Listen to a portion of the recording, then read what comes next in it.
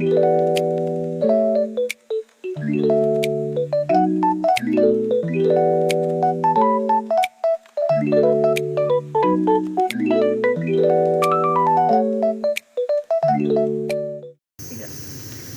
ya kalau baca studi kasusnya BRI cabang Dago tuh, budaya kerja mereka tuh itu kayak kerasa banget dampaknya dari nilai integritas sama profesionalnya.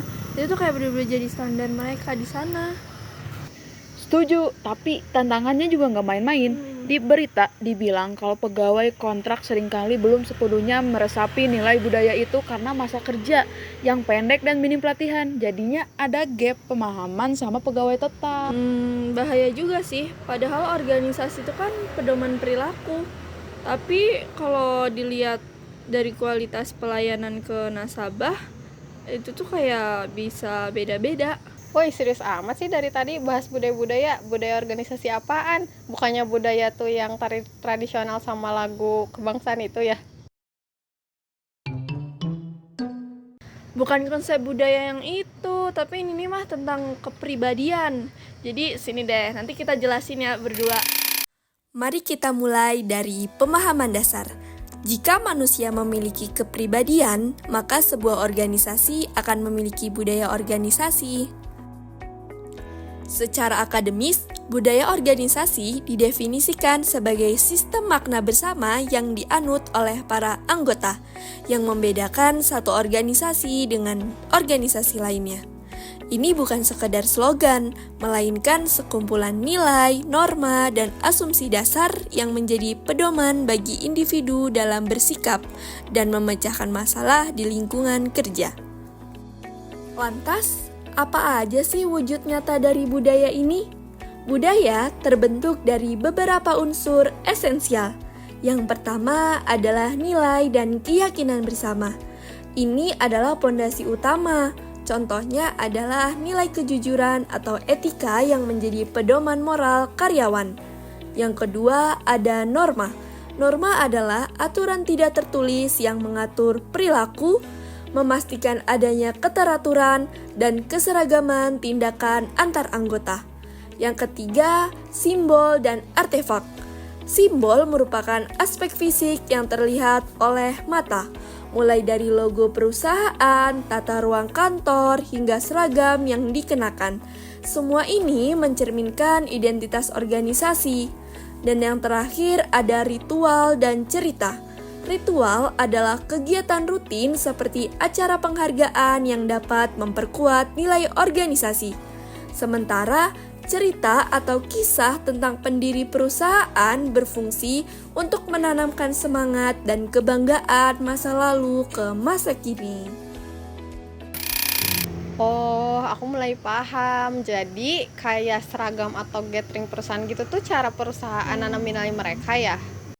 Betul, itu bentuk fisiknya, tapi budaya itu lebih dari sekedar apa yang kelihatannya, Van. Dia nentuin gimana cara kita bekerja. Gimana cara kerja maksudnya? Emang tiap kantor beda-beda ya? Beda banget. Jadi tuh ada perusahaan yang dia santai tapi inovatif. Ada juga yang dia kaku tapi dia terstruktur. Nah, ada juga nih karakteristik sama model-modelnya. Coba deh. Setiap organisasi memiliki profil budaya yang unik. Menurut Robbins, terdapat 7 karakteristik utama yang membedakan budaya sebuah organisasi. Yang pertama, inovatif dan pengambilan risiko. Seberapa jauh organisasi mendorong karyawannya untuk inovatif dan berani mengambil risiko. Kedua, perhatian pada detail, tuntutan terhadap presisi, analisis, dan perhatian pada hal-hal kecil. Yang ketiga, ada orientasi hasil, fokus manajemen pada pencapaian target akhir, bukan sekedar proses pelaksanaannya. Yang keempat, ada orientasi pada orang, keputusan manajemen yang mempertimbangkan dampak terhadap orang-orang di dalam organisasi. Yang kelima, ada orientasi tim, pengorganisasian kerja yang berbasis pada tim, bukan individu. Yang keenam, ada keagresifan. Apakah orang-orang di dalamnya cenderung kompetitif dan agresif atau justru santai? Dan yang terakhir, ada stabilitas, penekanan pada status quo dan stabilitas dibandingkan pertumbuhan yang cepat. Keberadaan budaya ini memiliki fungsi strategis yang vital, antara lain sebagai identitas dan pembeda yang menciptakan citra khas organisasi. Yang kedua, sebagai perangkat sosial yang menyatukan anggota demi meminimalkan konflik. Yang ketiga, sebagai mekanisme pengendali perilaku yang membantu karyawan mengenai apa yang pantas dan tidak pantas dilakukan, serta sebagai mekanisme adaptasi, membantu organisasi bertahan menghadapi perubahan lingkungan eksternal. Terakhir, Cameron dan Quinn mengklarifikasikan budaya ke dalam 4 model. Yang pertama, ada budaya clan, menyerupai keluarga, fokus pada kolaborasi, kerjasama tim, dan komunikasi terbuka. Yang kedua, ada budaya adokrasi, fokus pada inovasi, kreativitas, dan fleksibilitas untuk menghadapi perubahan cepat. Yang ketiga, ada budaya pasar, berorientasi pada persaingan, pencapaian target, dan keuntungan eksternal. Yang terakhir, ada budaya hierarki, menekankan struktur, prosedur formal, dan efisiensi melalui aturan yang ketat. Wah, dalam juga ya ilmunya. Pantesan tadi kalian bahas kasus BRI itu serius banget. Berarti masalah pegawai kontrak yang tadi itu masuk ke kegagalan identitas sama pengendali perilaku ya? Bener banget, dan solusinya kayak di kasus berita tadi. Harus adain pelatihan dan mentoring biar nilai-nilainya tersampaikan dengan merata. Benar, karena budaya yang kuat itu kuncinya bukan cuma punya nilai, tapi seberapa kuat nilai itu dipegang sama semua anggotanya.